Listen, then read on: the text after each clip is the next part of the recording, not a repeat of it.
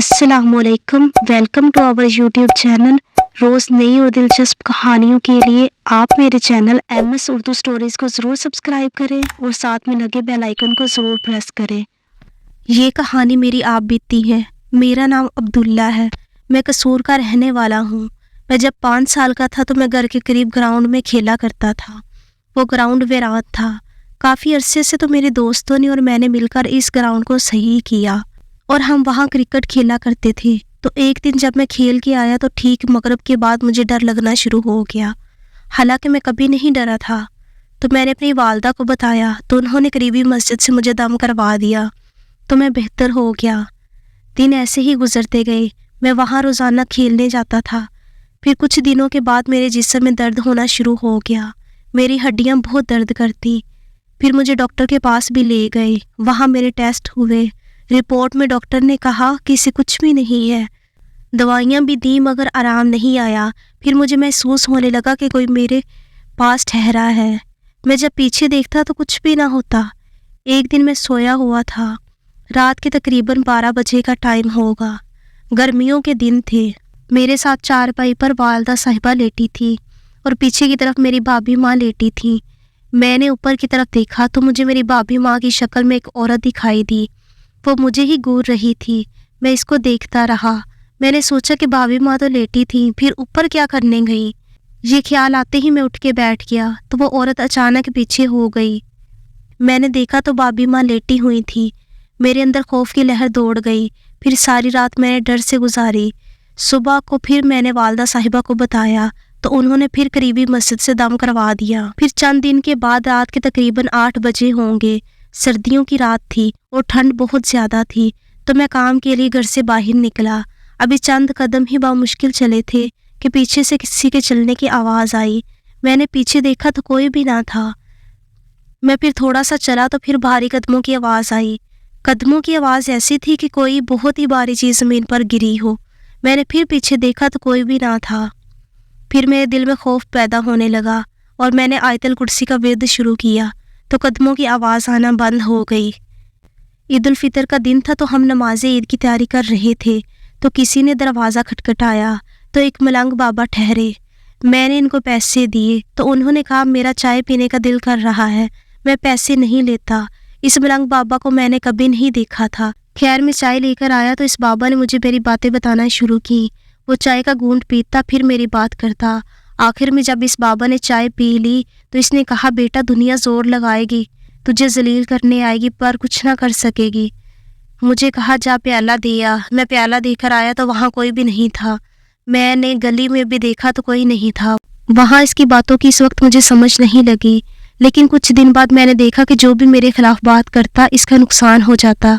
एक दिन मेरे बहुत ही करीबी दोस्त ने मेरा दिल दुखाया तो अगले दिन वो बीमार हो गया और काफ़ी दिनों तक बीमार रहा। मेरे जिस्म में दर्द रहता था। मेरी हड्डियां दर्द करती थी। मैंने किसी को ना बताया। मेरी हालत काबिले रहम हो गई थी और मैं दिन में हर 3 घंटे बाद खाना खाता था और 3 रोटियां खाने के बाद भी भूख नहीं मिटती थी। मैं बहुत मोटा हो गया था। मुझसे चलना भी मुहाल था क्योंकि हड्डियां कमज़ोर हो गई थी। मैं बहुत रोता था और दुआ करता था कि प्यारे अल्लाह कोई सबब बना। मैं क्रिकेट खेलता था। मैंने अपने स्कूल को बहुत से मैच जितवाए थे। मैं फास्ट बॉलर था पर मेरी हालत इतनी ख़राब थी कि बैट तक नहीं घुमा सकता था और ओवर में जब मैं बॉल करवाता तो बिल्कुल नॉर्मल स्पीड से बॉल जाती। मैं बहुत परेशान था कि ये क्या बन गया है मेरा। हमारा जो पुराना घर था वहाँ पर जिन रहते थे। मुझे अपने घर में कभी भी कुछ महसूस नहीं हुआ लेकिन जो हमारे घर की छत थी वहाँ मुझे बहुत डर लगता था। छत पर जाने से भी डर लगता था और मुझे वहाँ पे खौफ भी आता था। मतलब जिन हमारे घर की छत पर रहते थे। फिर हम लोगों ने किराए का मकान लिया। वो घर ज़रा वीराने में था। वहाँ पर 2 या 3 घर और थे। हमारे मकान बन रहे थे इसलिए हमें वहाँ रहना था और पुराना मकान हमने बनवाना था। एक दिन सुबह के वक्त वॉशरूम जाने के लिए कमरे का दरवाज़ा खोला तो मैं आधा नींद में था और आधा जाग रहा था तो सामने कीकर का दरख्त था। मेरी नज़र अचानक से इस दरख्त पर गई। मुझे वहाँ पर 2 साए दिखाई दिए। छोटा सा साया आगे आगे भाग रहा था और बड़ा साया इसके पीछे पीछे भाग रहा था। इसकी नज़र जैसे ही मुझ पर पड़ी वो छोटा साया भागता हुआ रुका और वापस कीकर के दरख्त के पास आया اور آنکھوں سے اوجھل ہو گیا، اور بڑا سایہ بھی اس کے پیچھے تھا، وہ بھی درخت کے پاس آیا اور غائب ہو گیا۔ میں اپنے ابو کے ساتھ والی چارپائی پر بھی نہیں سو سکتا تھا۔ سردیوں کے دن تھے اور گھر پر مہمان آئے تھے، تو مجھے ابو کے روم میں سونا پڑا۔ رات کے تقریباً 12 بجے کا ٹائم ہوگا جب مجھے اچانک سے ایک ہاتھ دکھائی دیا۔ اس ہاتھ کے اوپر کھال نہیں تھی۔ میری اچانک سے پھر آنکھ کھل گئی اور میں خوف کی وجہ سے ساری رات نہیں سو سکا تھا۔ میرے ابو جان کو بھی جن تھے، پر ان کو کبھی بھی کچھ نہیں کہا تھا۔ مجھے وہ بہت تنگ کرتے تھے۔ آپ لوگوں کو ایک اور بات بتاتا چلوں کہ ہمارے گھر میں ایک چارپائی تھی، سرخ رنگ کی، اس پر کوئی بھی نہیں سو سکتا تھا۔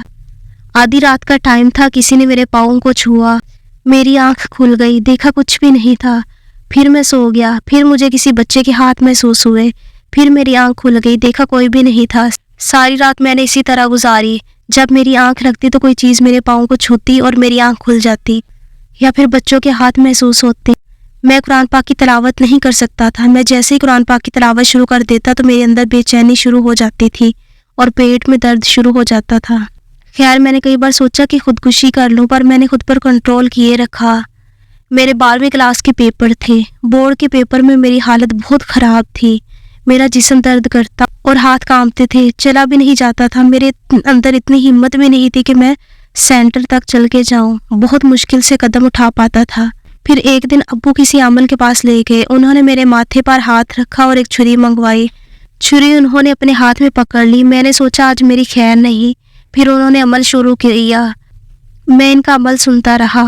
میں ڈرا ہوا تھا۔ عمل ختم ہونے کے بعد انہوں نے کہا، بیٹا کچھ محسوس ہوا؟ میں نے کہا ہاں، بس ہلکا سا درد ہوا۔ تو انہوں نے کہا کہ اس بچے کو کچھ نہیں ہے، آپ کے گھر میں ہے جو بھی ہے۔ خیر، وہ مطمئن نہیں کر سکا۔ پھر ایک دن قاری صداقت صاحب ہمارے گھر ملنے آئے، تو بھائی نے ان کو بتایا، تو انہوں نے کہا میں 2 یا 3 دن بعد بتاؤں گا۔